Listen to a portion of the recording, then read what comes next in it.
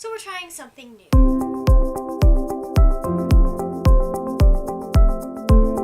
Hello, my lovely friends, it's Margaret, and this is a reading diary?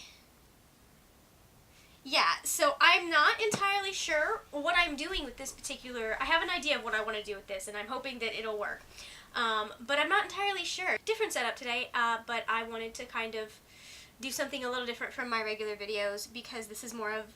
It's not a vlog, but it's also not like a regular sit-down video, I guess. This has to do with my whole rereading the Shadowhunters novels thing and the short stories. So I'm rereading all the novels. I'm reading the short stories for the first time, for those of you that don't know. I think what's going to happen is just periodically through the month, I'm going to sit down and talk to you about my thoughts about what I've been reading, and how I feel compared to like maybe the first time I read it. I just want to sit down and talk to you guys about what I've been reading, and then at the end of the month I will compile everything and make it like that month's Shadowhunters diary, I guess. I think that's what I'm going to do. I'm not entirely sure. So far we've read the first 3 stories in the Bane Chronicles, which are, hold on, I will give you the titles of them. So I'm reading all the Shadowhunters stuff chronologically, and so that means short stories, novels, like there's an interactive timeline so you can tell where stuff is on her website, and so I'm rereading everything, or reading everything chronologically. So the first 3 stories in the Shadowhunters universe chronologically are What Really Happened in Peru, The Runaway Queen, and then Vampire Scones and Edmund Herondale. I love Magnus Bane so much. I'm very sad that like his forever person is not an immortal person. This just really made me sad. Like they're talking in the first story, it talks about like I think the first time he goes to Peru is right after he's lost the first person that he spent their life with, and I'm just like, Magnus doesn't deserve this. He just doesn't deserve to have to lose people over and over and over again. I'm like, I would never want to be immortal. Nope. Nope. I'm actually surprised that he even like consorts with mortals, because if I was immortal, I'd be like, no, I'm gonna stick with my immortal friends and that's it, because I don't want to deal with any of the grief that comes with that. He is the most ridiculous person, though. Just the most ridiculous person one of the, not the most, because that belongs to Tamaki from Orin High School Host Club, but like, I mean, he is ridiculous. I like how she got in some like historical stuff with the Runaway Queen, because that's basically about Marie Antoinette, and then Vampire Scones and Edmund Herondale. It just wasn't fun. I mean, it was fun, but at the same time, like, it was also sad. That one particularly also has like greater meaning in the greater Shadowhunters universe. So there's a reason that exists, unfortunately, for the poor people in that story. I don't know how many spoilers there are going to be in there are going to be spoilers, actually. Why am I even trying? I should have given you a spoiler warning, but I didn't really go into many spoilers for this. So, for the next part, there are going to be spoilers. Those first 3 happen before Clockwork Angel, and so from there you go into the Infernal Devices series and read all of that, and then the next story, which is the Midnight Air, I believe, that one we aren't going to be, I have to get through these 3 books first. So I started this, like, I think on Tuesday.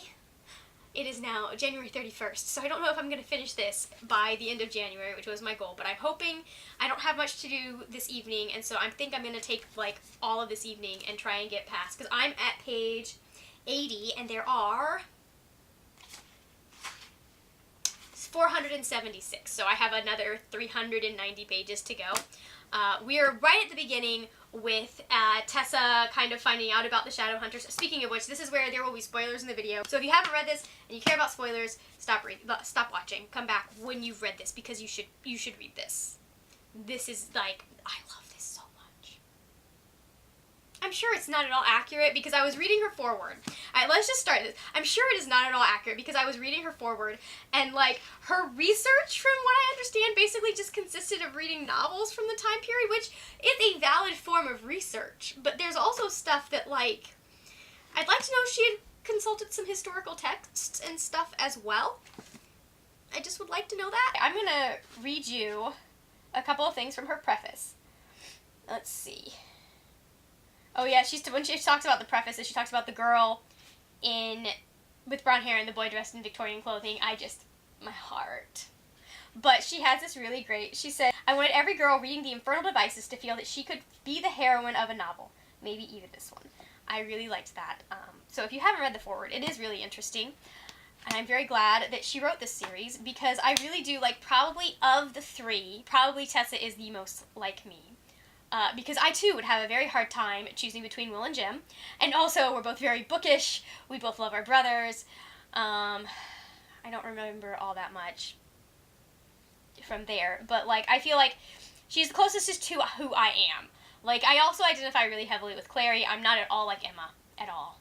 Except maybe the fact that I'm a little hot-headed. So I really like how they start out with a prologue that starts with this kind of, like, the murders that have been happening, and then we move to Tessa, and then Tessa is linked to the murders in a way, and I really liked that. I had forgotten that she was like one of the people that Tessa was becoming when she was exploring her powers or being forced to learn her powers. One of the people that she was becoming was the girl that Will and Jim found in an alley. I really liked that. I really thought that was a really interesting like touch and way to tie her in. When he's rescuing her, Tessa's like, I want my books, and Will goes, I will find you more books, and like, listen, at that point, I know a lot was going on. But like, at that point, I would have become ride or die Will Herondale. That's like the perfect first meeting, like, hi, can I buy you books? Like, I would have married him on the spot. I like Charlotte's explanation of the shadow world. I think she does a much better job than certain other people. Jace. And Jessamine. I feel like Jessamine, I don't remember why I'm going to be paying attention to her, because I don't remember really liking her the first time around, but I also know that she really grew as a character. So I really do want to, like, pay attention to her and see if she grows on me this time around. Because I know I loved Sophie, I know I loved Charlotte and Henry and Will and Jim and everyone that's not a bad guy, basically, except for Jessamine, because, I mean, really, Jessamine is being a little bit much right now. But I also know that she has her reasons for being that way. But I don't remember what they are. Yes, I do. Never mind. But I don't want to spoil what I haven't read for the people who maybe are reading along with me, because I think that's like book 3. I love how she will just have like this automatic connection, and she feels like he's known her entire life. Like, that is the dream. That is the dream. Oh, one of the things that, like, this is on page 78, but like, Will, we're at the dinner, or tea after dinner, I don't know. There's obviously a connection there, and Will's feeling the fact that there's a connection there, and starting to kind of maybe look a little bit like too squeaky clean and good. And Will's automatic reaction to this connection that he's feeling is to be like, oh, no, connection, I must be an asshole and drive her away. Or sound like an asshole is what he does. And I'm like, can these Herondale boys, like, maybe use their words to create boundaries instead of just assholery?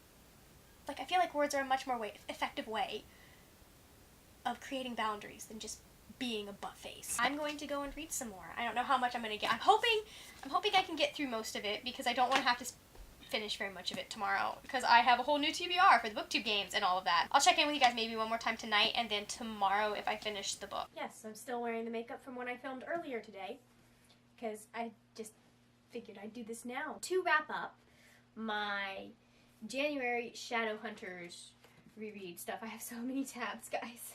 I just tabbed so many things.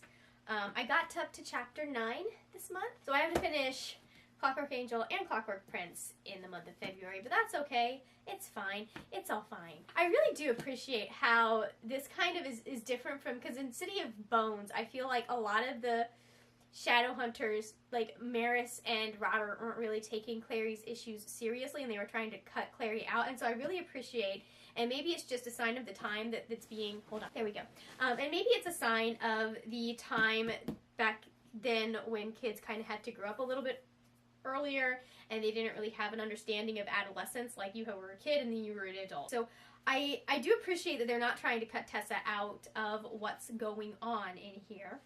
I also really appreciate how Tessa fits in with Will and Jim. She has, like, a few moments of, like, she's flummoxed by Will and then kind of trying to process Jim, but, like, she fits right into the dynamic. Like, she's ragging on Will right along with Jim, like, teasing him. Like, within just a few days of knowing them. So I really I like that. I like how well she just kind of slides into that friendship group and is one of them. We get to see Will and Jim being parabatai, and that's just, I love watching parabatai be parabatai, and I think Will and Jim are my favorite parabatai pair. I'm not gonna lie, because like I love Alec and Jace. And I really obviously adored Emma and Julian. But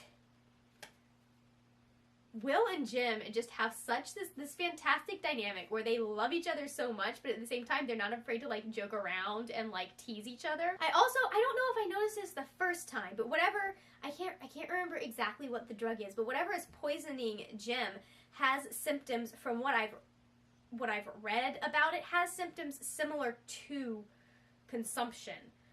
Where people kind of just wasted away and they would be coughing, and a lot of the time it would end up with their lungs hemorrhaging and all of that, which consumption, aka tuberculosis. I'm wondering if Cassandra Clare didn't base whatever's going on with Jim on, because I can't remember what, I know what's going on with Jim, I just don't remember what the name of the drug is.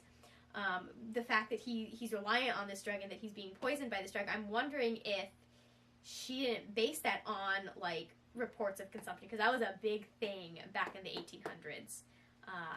Big thing, especially because they had the pollution and all of that in the cities. We got to meet Camille, which she's a trip and a half, and I question Magnus's taste in that. I mean, Magnus's taste apparently is questionable in many areas, including what he wears, based on the Bane Chronicles. Like, very interesting choices in his clothes. That wraps up my January Shadowhunter Saga reread. I am really enjoying it so far. I am going to try and finish this one actually maybe tonight. I have a couple of hours before I have to go to bed, and it's a BookTube Games time. So I've only got that much. Here. I've only got this much left. And they're pretty fast reads when you're not like annotating the heck out of them. Thank you so much for watching. If you enjoyed this video, please give it a thumbs up. Also, hit that subscribe button. I make videos 2 to 3 times a week about books and writing, and as I mentioned, there will be probably 12 of these like Shadowhunter diary type videos, reread. I don't remember what I'm calling this. It's a lot of words, whatever.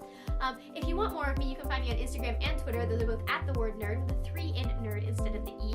That is it for now, my friends. Happy reading, and I will see you later when we will talk about more wordy, nerdy things. Bye!